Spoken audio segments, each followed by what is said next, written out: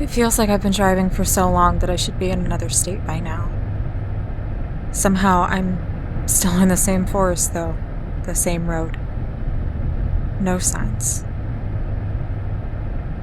My hands haven't stopped shaking, even though I'm feeling calmer now. I've never been in a situation where I truly thought I might get...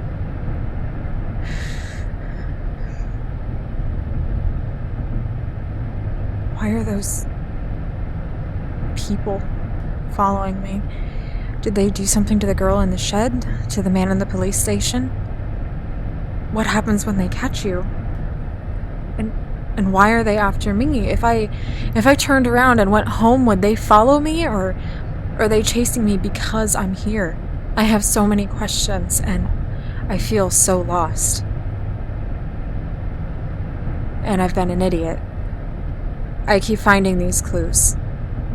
And in these clues, I pretend complete disassociation. I pretend that I just happened to find them along this road, and I think it's safe to say that this is too freaky to be coincidental anymore.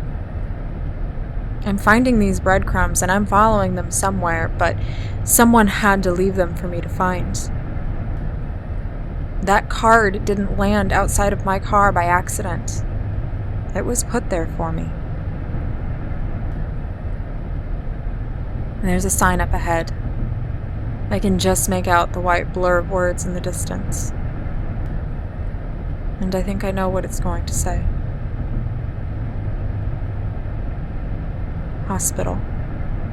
2 miles. Cody's picture is propped up in the passenger seat. A goofy cartoon version of my brother that shouldn't exist.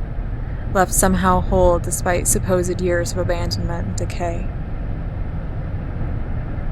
Someone is playing with me.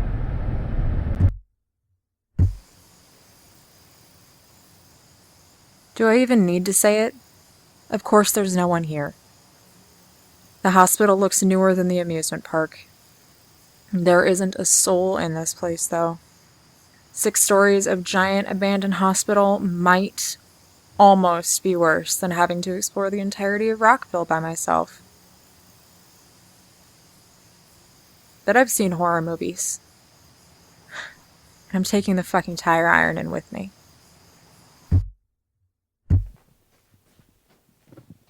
I'm not going to bother calling out to ask if anyone is here. If anyone is here, it's probably those things, and I don't need them knowing where I am. As you can probably imagine, it's very dark in here, with long hallways everywhere I turn. Each hallway has so many rooms off of it that I'm not sure where I'm supposed to start. Jesus. It's a supply closet. There's broken medicine bottles and needles all over the floor. Wish I could remember when I had my last tetanus shot.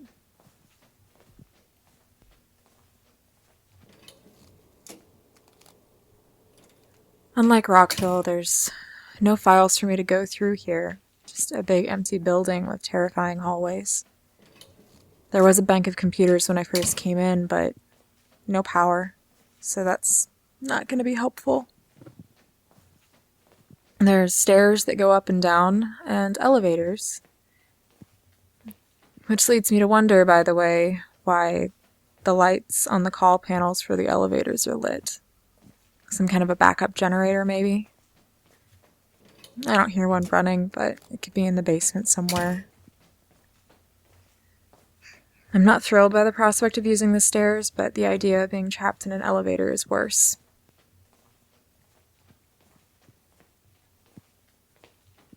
All the doors in these hallways are closed, and every time I open one or turn a corner, I expect to find someone. Or lots of someones, maybe.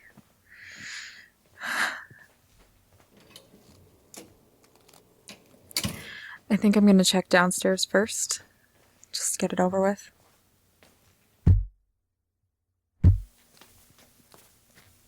It's even darker down here. I'm using my phone's flashlight. There's a door up ahead with a sign on it.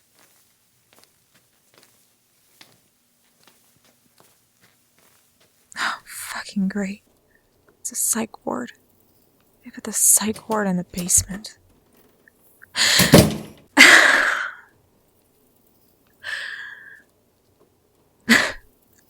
Okay. I'm sure it sounds silly, but there's one of those reclining tables with restraints, sitting alone in the center of the room when I open the door. You're the only light object amidst all of the darkness down there, and it was very startling. Okay. Okay, you big baby, let's try this again.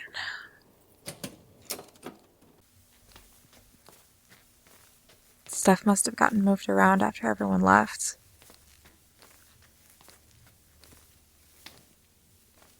This is a waiting area. That table has no business being here. There's a row of chairs against the wall with one of those low coffee tables in front of them, but other than that, it's empty.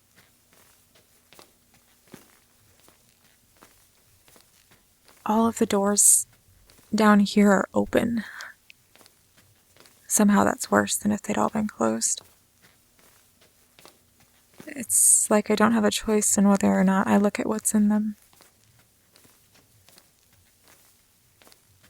There's a few diagnostic rooms. The hallway splits off from that. And back here is patient rooms. Single bed, single chair, a table. Nothing else. Since I've got nothing else to go on, I'm gonna check out the room listed on that wristband.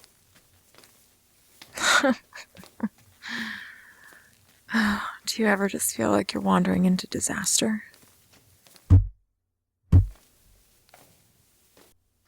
Helen Baker is the name of the woman whose wristband was tucked into that card. Her room is like all of the others.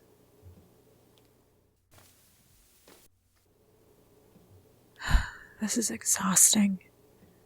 I feel like I'm chasing all of these people's stories instead of looking for Cody.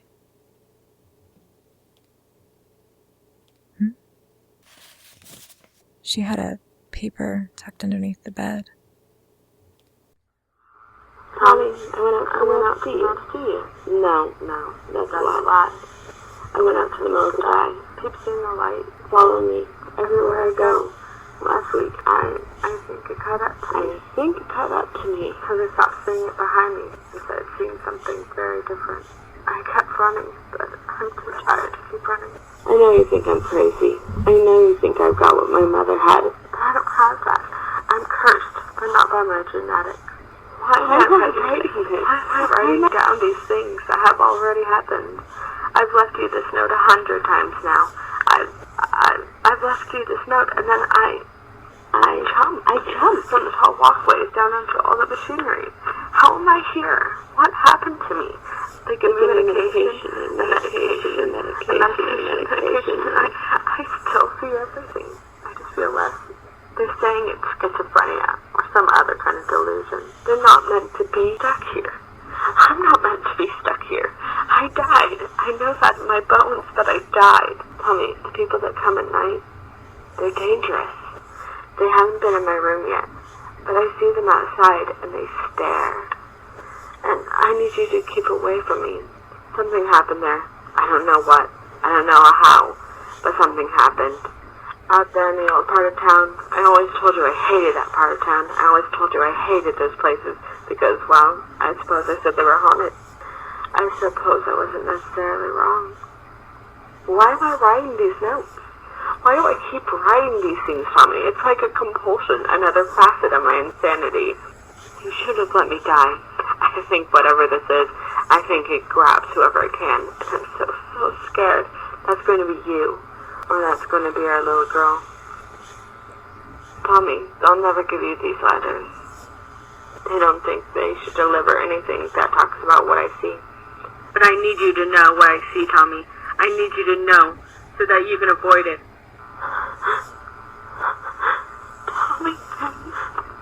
Tommy, I think they're here. I guess that my next destination is going to be this mill she's talking about.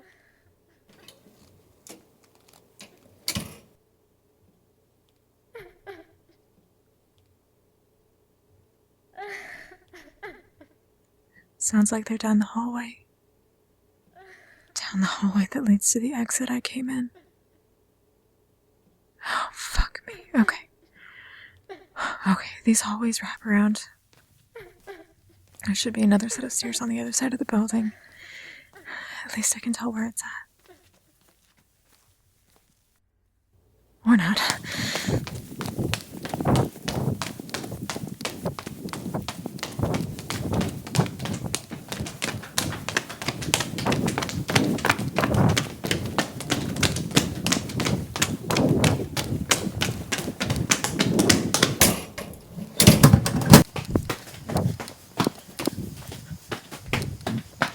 What the fuck do you want?